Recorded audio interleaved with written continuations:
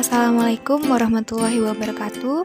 Perkenalkan, saya Valian Ananda Lestari. Di sini saya akan menjelaskan yaitu perbandingan isi perubahan Undang-Undang Dasar 1945 untuk menyelesaikan tugas mata kuliah Hukum Konstitusi dengan dosen pengampu Ahmad Sukron SHMH yang disusun oleh saya sendiri yaitu Valian Ananda Lestari dengan nomor NPM 2074201001462. 1. Amandemen. Apa itu amandemen? Amandemen adalah suatu proses penyempurnaan terhadap suatu undang-undang tanpa melakukan perubahan terhadap undang-undang dasar atau bisa dikatakan hanya melengkapi dan juga memperbaiki beberapa rincian dari undang-undang dasar yang asli. Adanya pembuatan konstitusi lain yaitu Undang-Undang Dasar 1949, Undang-Undang Dasar sementara 1950, dan pembuatan Undang-Undang Dasar baru oleh Badan Konstituante pada tahun 1959 yang digantikan oleh Dekret Presiden 5 Juli 1959. Status kesementaraan itu juga termaksud dalam Undang-Undang Dasar 1945 Pasal 3 dan butir 2 aturan tambahan. Dengan demikian, meskipun Undang-Undang Dasar 1945 masih berlaku hingga sekarang, namun status kesementaraannya tidak berubah. 2. Latar belakang. Undang-Undang Dasar Negara Republik Indonesia tahun 1945 atau disingkat UUD RI tahun 1945 adalah hukum dasar tertulis dan merupakan konstitusi bagi pemerintahan negara Republik Indonesia saat ini.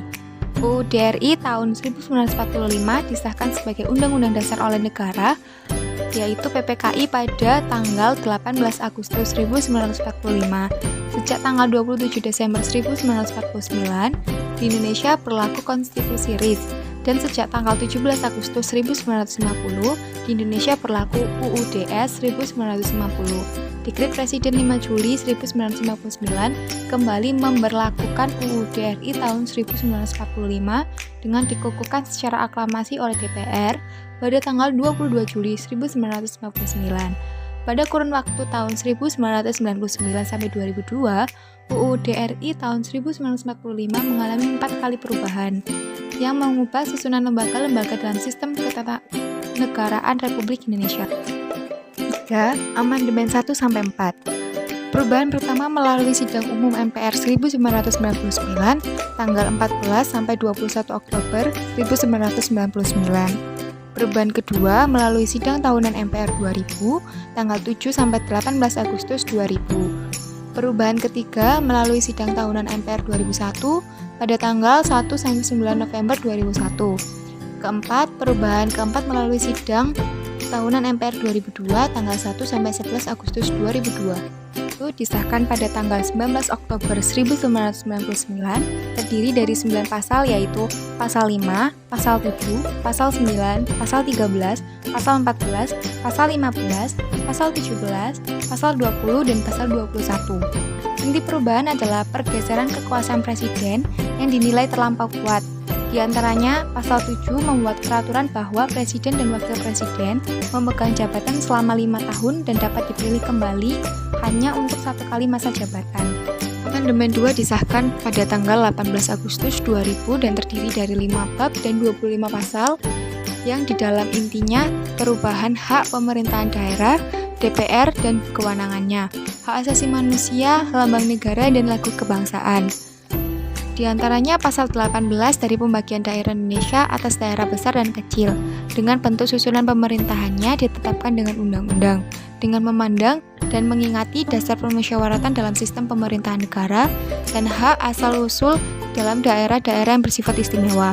Di amandemen menjadi Negara Kesatuan Republik Indonesia dibagi atas daerah-daerah provinsi, dan daerah provinsi itu dibagi atas kabupaten dan kota, yang tiap-tiap provinsi, kabupaten, dan kota itu mempunyai pemerintahan daerah yang diatur dengan undang-undang. Amandemen 3 disahkan tanggal 10 November 2001, perubahan 3 bab dan 22 pasal, yang di dalamnya terdapat inti perubahan, bentuk dan kedaulatan negara, kewenangan MPR, kepresidenan, impeachment, keuangan negara, kekuasaan kehakiman. Di antaranya pasal 1 dan 2 dari kedaulatan adalah di tangan rakyat dan dilakukan sepenuhnya oleh Majelis Permusyawaratan Rakyat. Di amandemen menjadi kedaulatan berada di tangan rakyat dan dilaksanakan menurut Undang-Undang Dasar. Amandemen 4 disahkan 10 Agustus 2002, perubahan 2 bab dan 13 pasal yang di dalamnya terdapat inti perubahan, DPD sebagai bagian MPR, penggantian presiden, pernyataan perang, perdamaian dan perjanjian, mata uang, bank sentral, pendidikan dan kebudayaan, perekonomian nasional dan kesejahteraan sosial, perubahan Undang-Undang Dasar.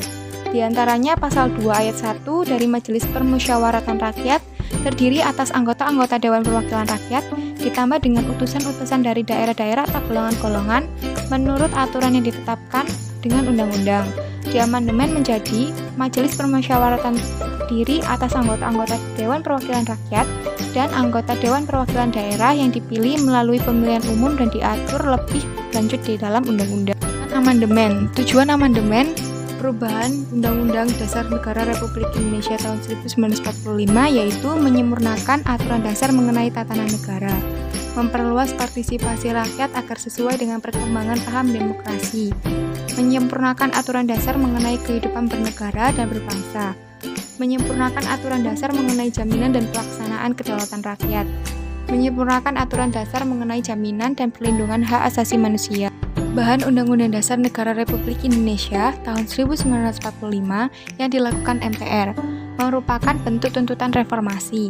Terdapat 5 kesepakatan dasar berkaitan dengan perubahan Undang-Undang Dasar 1945, yaitu pertama, tidak mengubah pembukaan Undang-Undang Dasar Republik Indonesia tahun 1945. 2. Tetap mempertahankan Negara Kesatuan Republik Indonesia.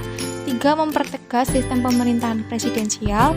4. Penjelasan Undang-Undang Dasar 1945 ditiadakan serta hal-hal normatif dalam penyelesaian dimaksudkan di dalam pasal-pasal. Cukup sekian yang bisa saya sampaikan. Jika ada kekurangan mohon maaf dan saya ucapkan terima kasih atas perhatiannya. Wassalamualaikum warahmatullahi wabarakatuh.